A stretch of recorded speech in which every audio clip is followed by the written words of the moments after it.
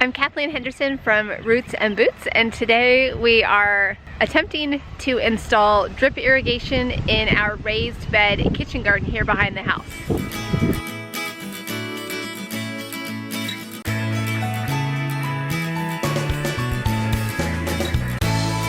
We purchased a kit as opposed to piecing it all together ourselves. I will share that link below if you click on show more. It comes with all the tubing plus all the little connectors and end caps and elbows and all the pieces. It made it feel a lot easier to us.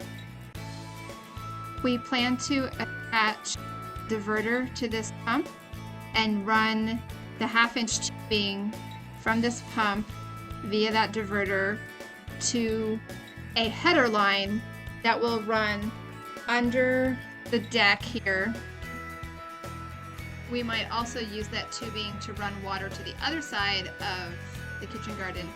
And then over here, we will run a line down each set of these boxes from the header line.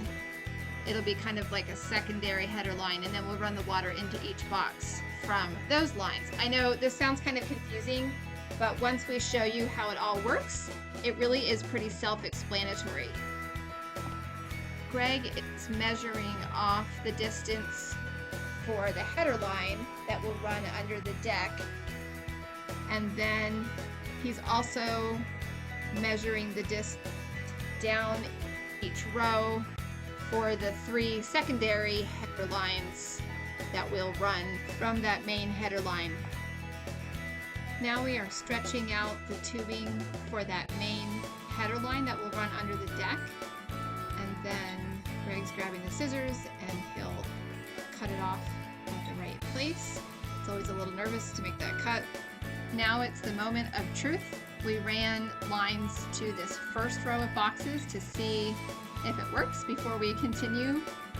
And it sounds like we're getting water. There's water. Fantastic, except that end cap is leaking a little bit. We need to tighten those. Looks like all the end caps are leaking a little bit. Here you can see the diverter and the 1/2-inch tubing that we ran from the pump under our back deck here, and then the secondary header lines came off that main header and they run all the way down this row of 4 boxes. And then from the tubing, there's a T at the bottom of each box, and then more 1/2-inch tubing, and then an elbow, and then a little piece of tubing, a shutoff valve, more tubing, which is like a header for each box, an end cap, C-clamps that hold the 1/2-inch tubing in place, and then there's the 1/4-inch drip line with the little connectors to attach to the 1/2-inch tubing, and then the drip line runs all the way down each box.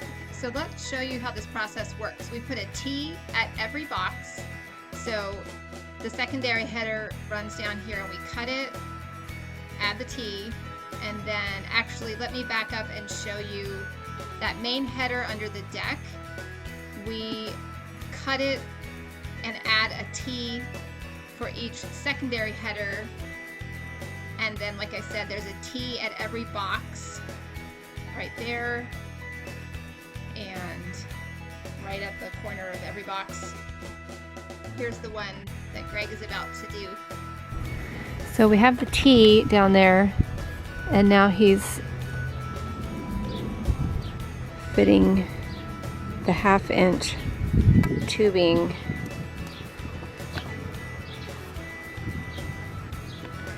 so that tubing gets attached to the T, and then that tubing runs up the side and gets attached to an elbow. He always cuts the tubing a little bit long just in case, because it's better for it to be a little too long than a little too short. So then he cuts it to length and attaches the elbow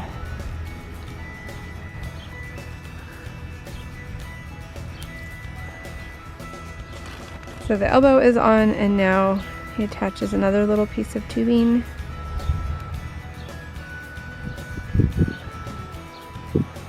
Tightens it. And then comes the shutoff valve.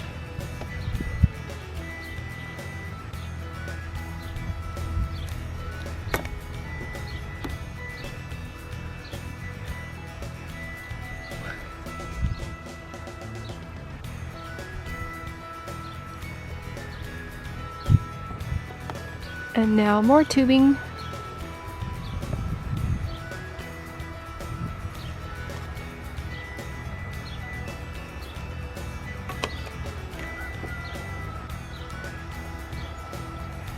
The tubing attaches to the shutoff valve at one end and the end cap at the other end.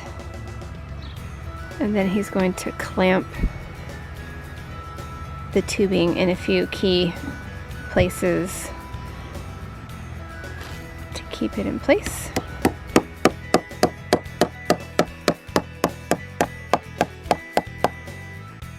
One on the side of the box.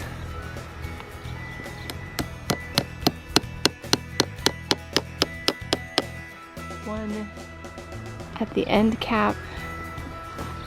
And one up here at the shutoff valve.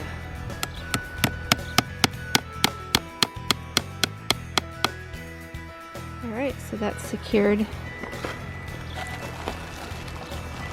So once again, there's a T here. This comes in off the main header up there, runs to here, and of course that keeps going to the next box. And the T runs it up here where it connects to an elbow.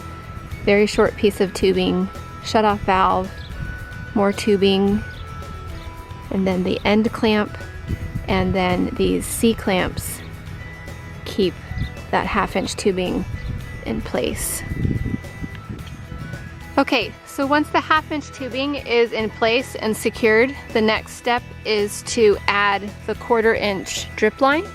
And to do that, you need the hole punch that was included with the kit that we purchased.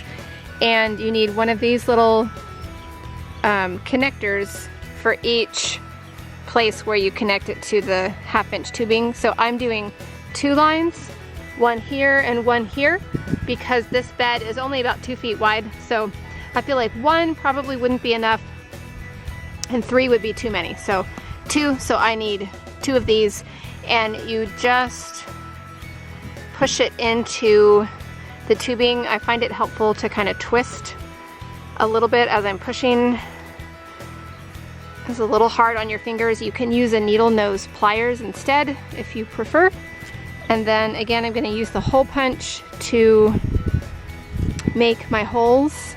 So I want to make sure that the little punch part is on the side that you want it to be on. About there is good. 1 hole, make another hole over here. So those are my 2 holes. And now I've already got this little connector inserted, so I'm just going to push it into this hole like that. And then you just run it down the length of your box. I'm finding it helpful to use these landscaping stakes that we use for our soaker hoses out in the far garden. It just helps keep everything in place because it wants to curl up a little bit, you know, since it was wrapped in a coil. And also because I'm weaving it around my existing plants, I want to be really precise in where this strip line runs.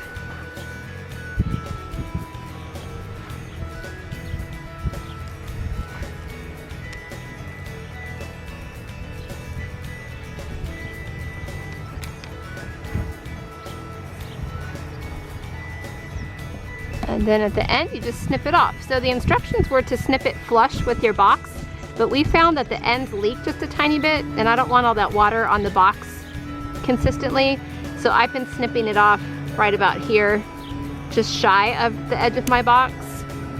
And then on this end, it's basically a little end cap. They call it a goof plug. Not exactly sure why, but you just push it into the end like that. I actually am going to leave this like this because It's kind of hard for me to get it in, and Greg is doing that for me. But that's what you would do, is just push this into the end, and that caps it. So here's Greg putting the little goof plug into the end of that drip line. So there, that's finished.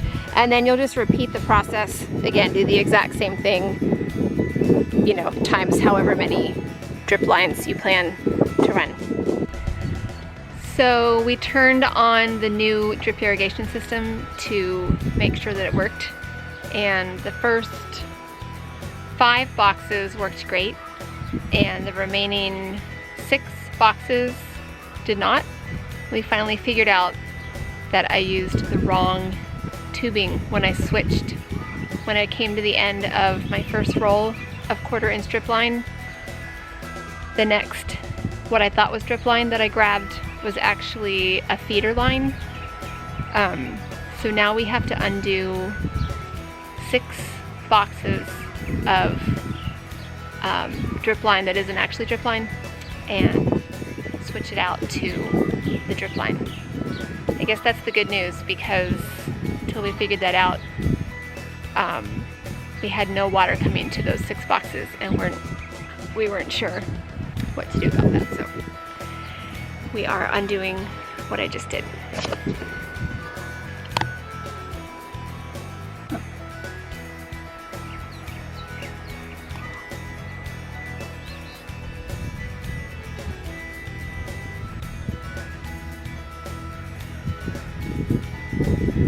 Okay, we're about to turn it on again now that we have the right drip lines attached.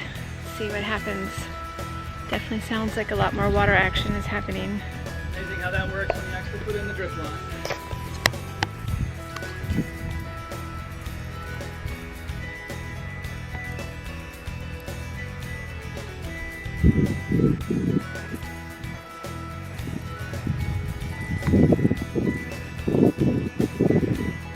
So now that there are little holes in that tubing, there's water coming out.